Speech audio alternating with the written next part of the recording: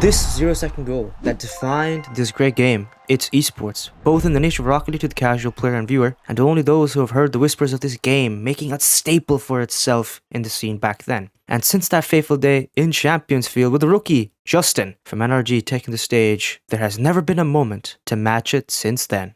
Well, until now. Let's set the scene. It's a tournament called Draw, organized by ex-pro player and current content creator and streamer, Rizzo, in collaboration with commentator Jamesbot, where teams come to play for a set cash prize pool while also showcasing their skills to the masses during the off-season between RLCS and North America. A fellow caster called Whoopsyu, who was sick at the time and was looking for a substitute casters to commentate on his channel, messaged me on Discord where he offered me a spot to commentate with good friend and fellow Rocket League caster AFiestyTaquito on the Draw number 8, an offer I took up very gleefully. We were chosen to do Group C, which upon closer inspection, Taquito pointed out to me that both Pirates on a Boat and Boise State were in. Boise State, with famous Rocket League YouTuber Wayton as their coach, had great players Durtho, Woolsey World, and Preston, a collegiate team that for the first time was playing in an off-season tournament, early first of its kind outside of CRL, whilst over on the other side, Pirates on a Boat had Sosa, Toasty, and Andy RL, a rotating roster of pros trying out for the new season that has since disbanded. Both teams were stuck in an epic battle. Starting off strong, though, was Boise State.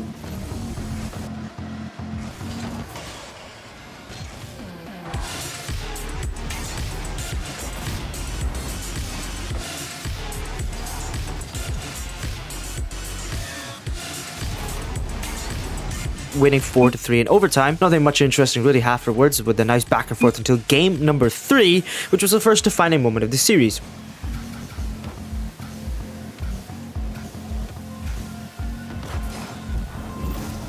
With 2 kickoff goals in game number 3 in the first 15 seconds, Boise State had lost their footing, giving large ground to Pirates on a Boat, whilst Boise State only had managed up to 1 goal. Game 4, though, had Boise State wanted to push the series to game 5 while also holding on for dear life with only 1 goal the better against Pirates on a Boat. But game 5, oh dear viewer, game 5 is where history was made. An onslaught of goals, pressure, painstaking defense as both sides tried to come up on top before all went wrong for Pirates on a Boat. Preston pops it off the backboard, delaying a possible shot with Toasty, reading and sniping teammate Sosa, who lobs the ball incidentally off the ramp into the worst angle for him, but instead show fortune to Preston as he cuts down the distance with an empty tank, a wave dash, and hopes and dreams, controlling the ball off the sidewall and seeing teammate Durtho, who arrives on the scene with speed and a much fuller tank to work with, who now lobs the ball with a Hail Mary down the pitch, where Durtho in midfield meets with it. Boise State, do you have the ice? We know you have potatoes, you're in Idaho, but do you have the ice?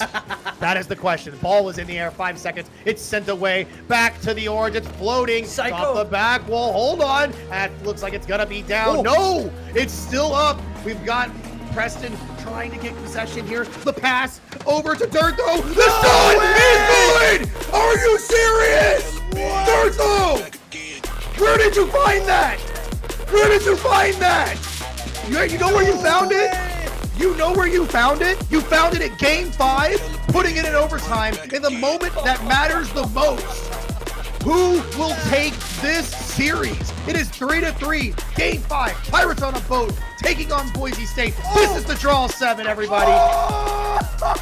The goal of all goals, the shots of all shots, the passing plays of all passing plays. Every single aspect of this play culminated perfectly in the moment to define a shot that rivals Jstn's 0-second goal all those years ago. Fate, one might say, had its way that day. To truly grasp and understand the emotions that day, we gathered all those involved and were able to score an interview with Coach Wayton, player Durtho, alongside caster AFiestyTaquito. So, AFiestyTaquito, big name when it comes to casting, especially for NA, so you know all of these players personally, especially the ones who are playing in that series, specifically on that fateful day. So what are the emotions coming into a lobby, especially since you and me have known and gone each other for quite a while now as well at the same time?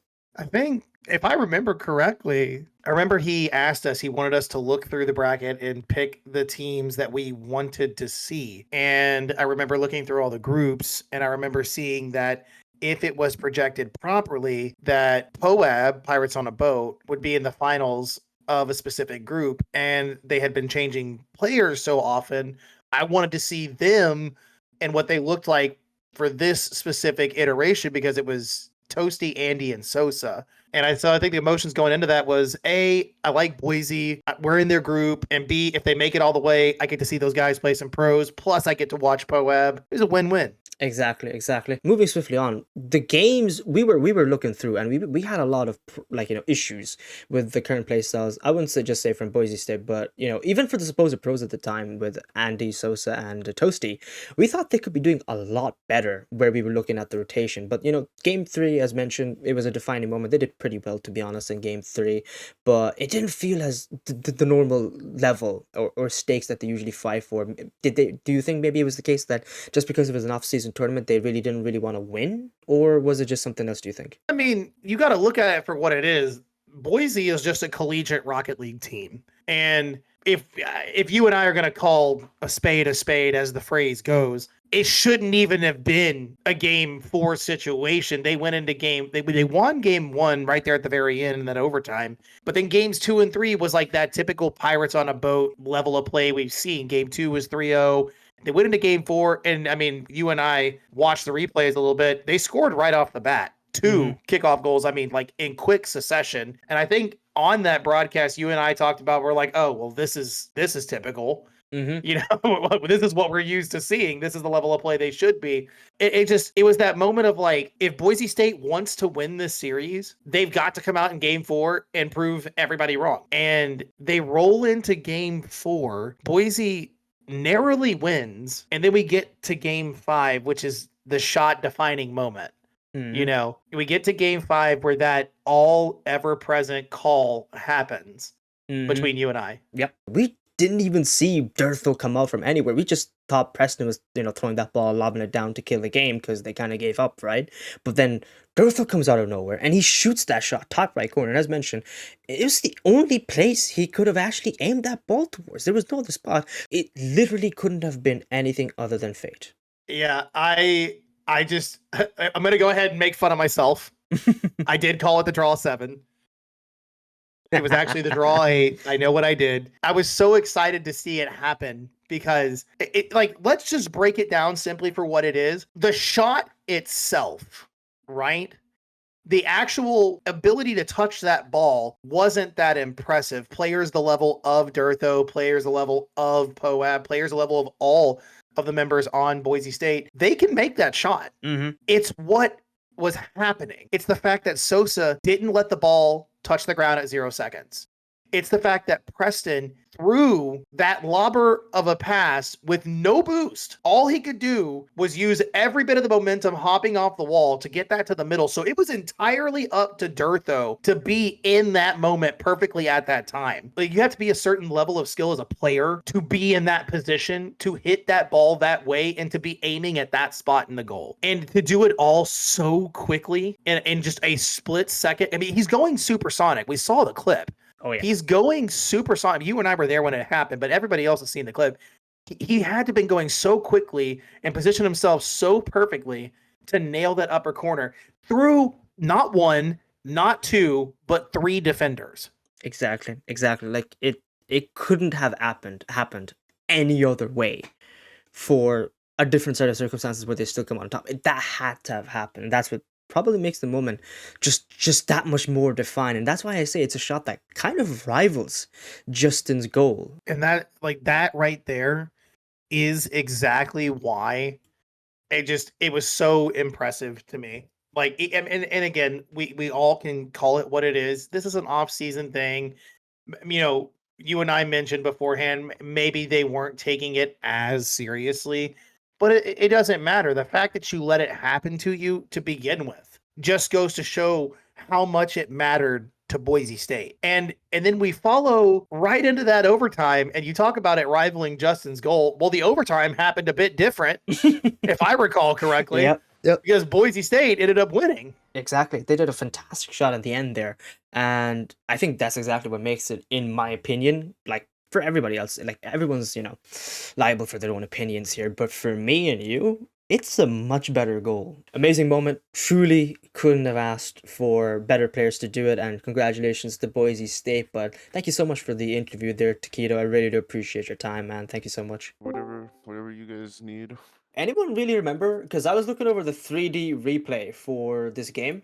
And The really only interesting thing was game 3, where Boise State versus POAB really took a pounding with 4-1. I was just gonna go ahead and talk from that kind of moment on, you know? Okay. Mm, Yeah, I Let me mean, I don't see. even, like I messaged earlier, I don't really remember a ton about the series because it was a while ago. I Yeah. mainly just remember like that last moment and everything and how like what I was thinking and us talking about it afterwards and stuff like that because, yeah, it was crazy. Gotcha.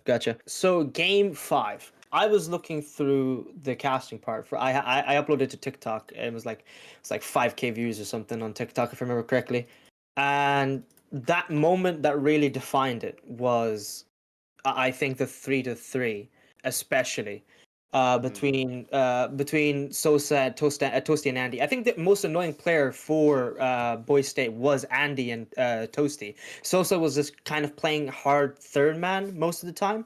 What Yeah. was the what was the genuine game plan for Game 5, if you don't mind me asking?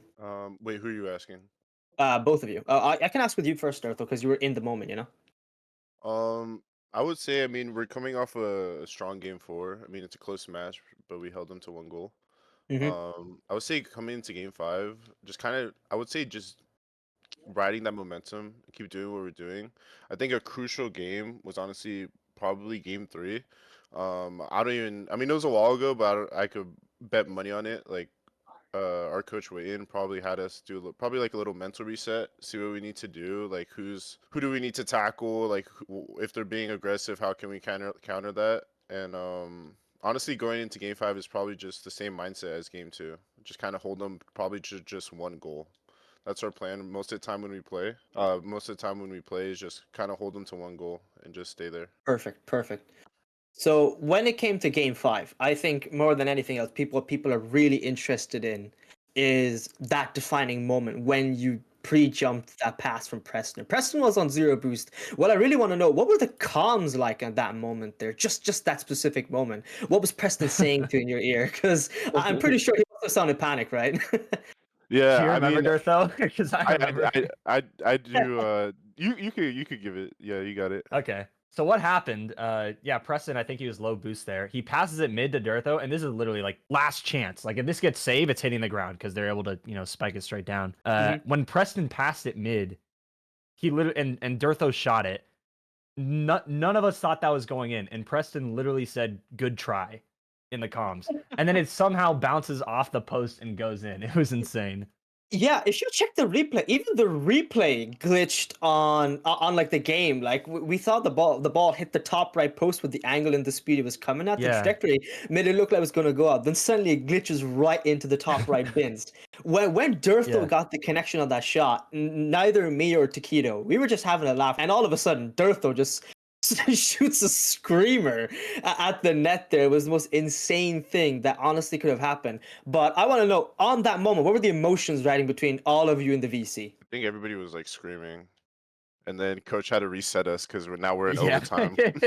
It's really easy to get overwhelmed in that moment because it's so insane. But I mean, we've played games before where we have an insane comeback and then we like immediately lose it, like early on in overtime, or they score on us right at the end. Like it literally just happened. Like I think just before, the whole reason why we had to tie up the game there was because we scored with 20 seconds left, but then we got ahead of ourselves and then they scored right after, Then they got the lead right back. So it's just about kind of staying grounded there after just Yeah. such an insane moment. That's what separated this 0-second goal for me in comparison to Justin's. Was Justin seemed tense.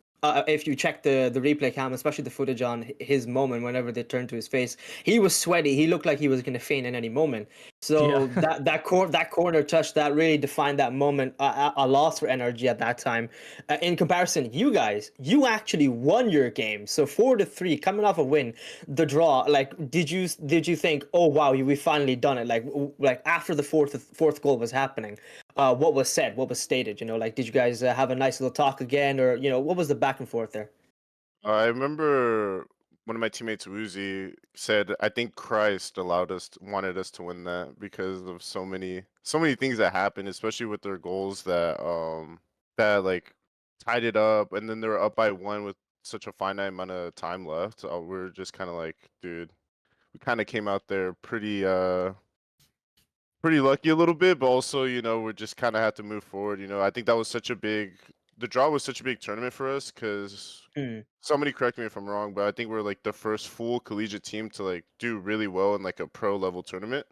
Besides, afterward they did. I think Akron qualified for RLCS, but that was afterward. Mm. But this for Correct. us, Correct. this was really big because it was just like, oh dang, Boise State is a CRL team, and now if you look at like the start GG, we're next to like all these high level tier one orgs. It felt really cool.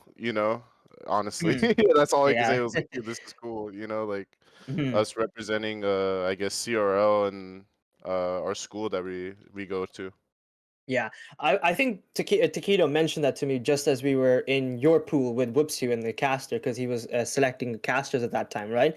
And we were all in the VC together, and he saw, wait, Boise State is playing in this, and we were like, this is the only CRL team we're observing right now that is going to have an opportunity, and you guys truly blew us out the water with how well you're playing. Your consistency was amazing, and the skill that you were able to display was absolutely fantastic. We really couldn't have done better without you guys in comparison to a lot of the, like definitely you saw pressure was coming, and you outshone yourself. I can't remember the exact placement you had in the draw. If I could like get the start.gg link, but I'm pretty sure you guys did pretty well in the draw as well overall. I think we did pretty okay. Like that was our first time going against really high level teams. I think we lost to Dignitas, but it was like honestly such a fun series. It was I think I remember telling coach this one of our like individual coaching session. I told him like, dude, like paying like or weighing. I'm gonna be honest, like that series really like kind of changed my viewpoint on Rocket League. Because of how close we were to such a high level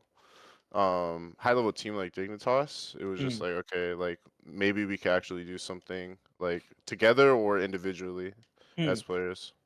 How well has it motivated you to play Rocket League ever since? Because it has been a year. Has there been any major changes from you? Not really. I mean, this season is a super, super long off season. Hmm.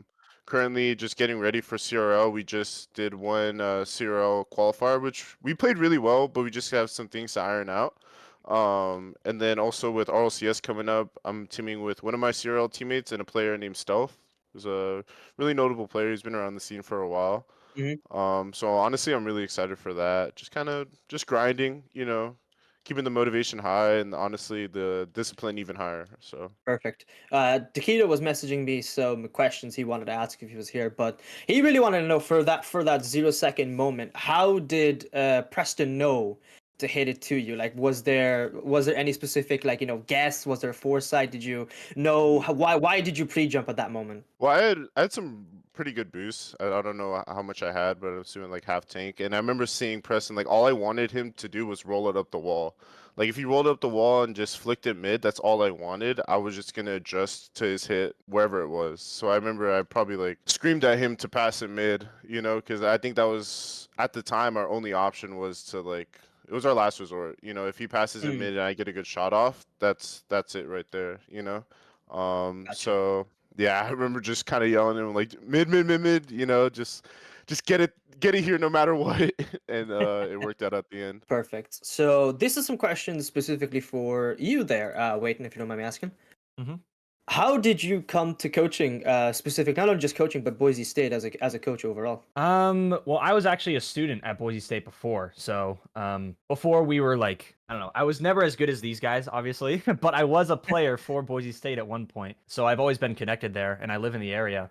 So when I switched over to doing YouTube full time, I stayed connected and eventually the opportunity came up to where I could actually coach them. So I talked with the director, our director, Doc, and yeah, he gave me the opportunity to come on as kind of like a secondary coach.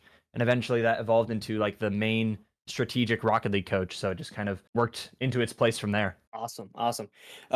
When you got to know these players, like what was the game plan? Like what was your main focus on coaching Durtho, Woodsy, and Preston? It's really interesting because the three of them all have like very different individualistic play styles and skill sets. Like Durtho has some of the most unique mechanics I've ever seen. It's just watching him play, like the way he moves his car, and like other top players recognize it too. It's different. So it's kind of honing that in and kind of making sure that that works in a team environment, which can be challenging, but Mm, it's a very valuable thing to have something just so unique and unpredictable like that. Meanwhile, Woozy, he can use space really, really well, and he communicates really, really well. So it's kind of utilizing him and his, I guess sort of his passion. He's one of the most passionate players, I've ever had the pleasure of coaching. So he's been a great player to work with.